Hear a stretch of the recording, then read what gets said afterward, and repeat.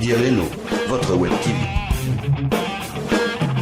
L'identité, c'est quoi? Une nationalité, un sexe, une taille, une couleur de peau, un style vestimentaire? Notre objectif, c'est de montrer que ces éléments-là ne suffisent pas à définir notre identité, qu'il faut donc aller à la recherche, il faut construire un chemin au travers de l'exposition. Et finalement, c'est un peu quelque chose de fluide, qui bouge, qui se modifie, qui est dynamique. Les identités sont pas figées. Dans la vie, parfois on a le choix, parfois on n'a pas le choix. L'identité, c'est quelque chose qu'on construit, qu'on choisit, mais aussi parfois quelque chose qui nous est en partie imposé, ou en tout cas qui subit des influences extérieures. Donc c'est ça un peu qu'on a voulu représenter dans ce jeu. En quête d'identité est une exposition qui invite à réfléchir et à dépasser nos clichés.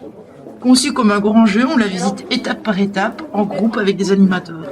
Chaque groupe qui arrive est divisé de manière arbitraire en 3 sous-groupes. Chacun de ces sous-groupes va avoir un mannequin, donc un personnage qui est au départ qui n'a pas d'identité et qui va donc dans un premier temps être composé d'une moyenne de quelques renseignements qu'on aura glanés dans le groupe. Donc par exemple la taille, la nationalité, la couleur des cheveux, la couleur des yeux, etc. Quelques éléments de base, on va dire, qui constituent un peu la carte d'identité de départ.